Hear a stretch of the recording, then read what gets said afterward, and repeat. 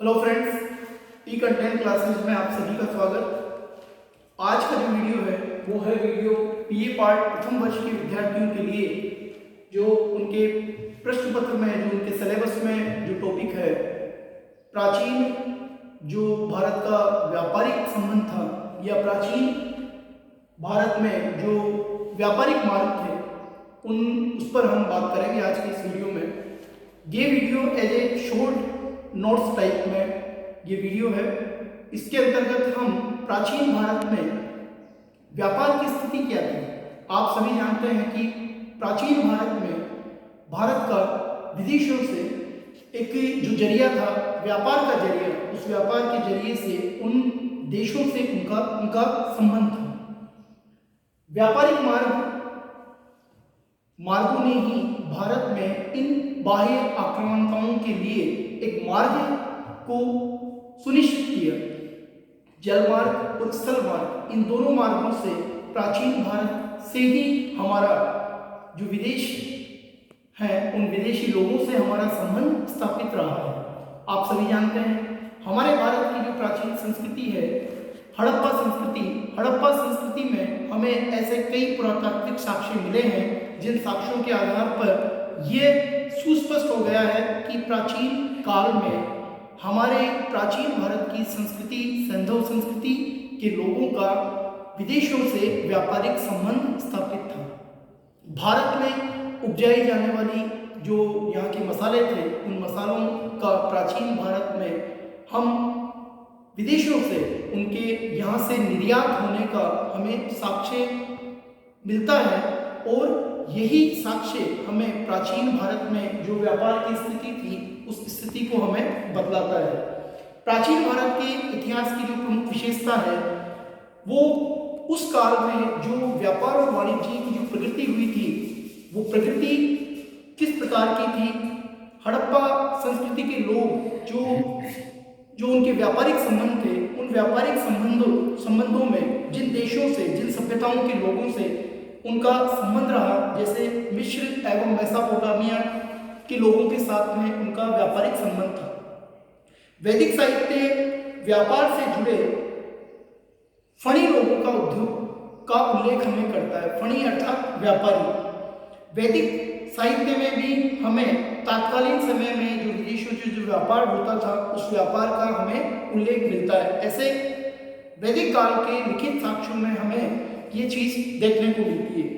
बौद्ध जो साहित्य था, उस बौद्ध साहित्य से में हमें तात्कालीन समय यानी मौर्य काल एवं मौर्य काल के बाद में जो व्यापार की जो प्रगति रही, और जो मौर्य काल में जो भी विदेशों से व्यापार रहा, उस व्यापार की प्रगति का भी हमें बौद्ध साक्ष्यों या बौद्ध साहित्य से हमें ज्ञान होता है। प्राचीन भारत के जो व्यापारिक मार्ग थे, अर्थात जल मार्ग और स्थल मार्ग, और इन दोनों मार्गों से व्यापार भारत का होता रहा है। अब हम आंतरिक व्यापारिक मार्ग की बात करेंगे। देश के आंतरिक व्यापार में मथुरा की विशिष्ट स्थिति थी। यहाँ से पूर्व की ओर एक जो मार्ग जाता था, वो बनारस की ओर गया हुआ था। इसके साथ ही कौशाम्बी, और यह मार्ग श्रावस्ती होते हुए पाटलिपुत्र से ताम्रलिप्ति बंदरगाह तक पहुंचता था। आंतरिक व्यापार की मैं बात कर रहा हूँ। दूसरा जो मार्ग था वो दक्षिण की ओर उज्जैन, भड़ोच होते हुए प्रतिष्ठानपुर तक जाता था, और पश्चिम का मार्ग बारबरी, वहाँ के बंदरगाह को मथुरा से जोड़ता था। उत्तर दिशा का मार्ग शाकल, तक्षशिला, काबुल होकर मध्य एशिया तक तथा पश्चिम एशिया को निकल जाता था। इस प्रकार आंतरिक जो व्यापारिक मार्ग था, स्थल मार्ग, उसका जो मैंने विवरण दिया है आपको, वो इस प्रकार का था। आंतरिक व्यापार जल एवं थल दोनों ही मार्गों से इस प्रकार आंतरिक व्यापार होता था। इस व्यापार में जो भड़ोच जो बंदरगाह था, उसकी स्थिति अत्यंत महत्वपूर्ण थी। वहां पर उत्तर, पूर्व तथा दक्षिण सभी क्षेत्रों के उत्पाद आते थे। पाटलिपुत्र, बनारस, कौशाम्बी, उज्जैन का मार्ग पूर्वी क्षेत्र के लिए काबुल, तक्षशिला, साकल, मथुरा, उज्जैन का मार्ग उत्तरी क्षेत्र के लिए तथा प्रतिष्ठान का मार्ग दक्षिण क्षेत्र के लिए था। इस प्रकार जो भारत में जो आंतरिक व्यापार की स्थिति थी, जल एवं थल मार्गों से और किन किन मार्गों से, किन किन क्षेत्रों से ये व्यापारिक मार्ग गुजरते थे, उस पर हमने बात की है।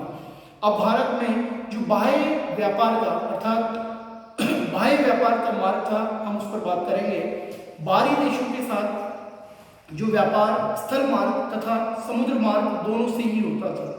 जैसा कि लिखा जा चुका है कि तक्षशिला एकल मार्ग से भारत के सभी महत्वपूर्ण व्यापार केंद्रों से वह जुड़ा हुआ था। यहाँ से काबुल होकर दो रास्ते एशिया में जाते थे तथा प्रसिद्ध जो सिल्क अर्थात जिसको रेशम मार्ग कहते थे, उसके साथ ये मार्ग जुड़े हुए थे। जहाँ तक समुद्री मार्ग का संबंध है, प्राचीन काल में भारत के पूर्वी समुद्री तट पर जो ताम्रलिप्ति जो बंदरगाह था, मछलीपत्तम का जो बंदरगाह था, अरिकामेडु का जो बंदरगाह था, कावेरी पत्तनम इत्यादि जो बंदरगाह थे वो प्रमुख बंदरगाह थे। अर्थात यहाँ से जल मार्ग द्वारा भारत का व्यापार होता था।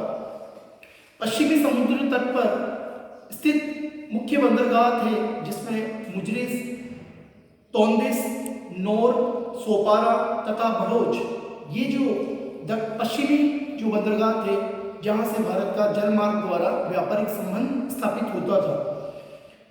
व्यापार के लिए जो समुद्री मार्ग था, इस समुद्री मार्ग के प्रयोग में प्रथम शताब्दी ईस्वी के बाद तेजी आई, क्योंकि इसके दो कारण थे। एक तो स्थल मार्ग से रोमन साम्राज्य के साथ व्यापार में अर्थात रेशम मार्ग से व्यापार करने में जो बाधा उत्पन्न हो गई थी, एक तो प्रमुख कारण ये रहा, और दूसरा जो कारण था वो ये था कि प्रथम शताब्दी ईस्वी में मानसून के बारे में जब जानकारी प्राप्त हुई, अब नाविक अरब सागर के जो पूर्वी तट थे, उन पूर्वी तटों और उसके पश्चिमी तटों तक सीधे काफ़ी समय में जा सकते थे। इस प्रकार जो भारत का प्राचीन भारत में जो व्यापारिक मार्ग रहा, आंतरिक और बाह्य मार्ग जो जल मार्ग द्वारा जो विदेशों से संबंध स्थापित हुए, इस पर हमने बात की है।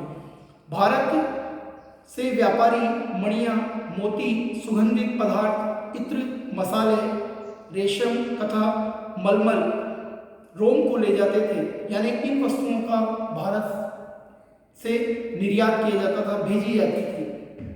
तो इस प्रकार प्राचीन भारत में जो भारत की स्थिति थी, व्यापारिक स्थिति, उस स्थिति का हमने इस वीडियो में वर्णन किया है।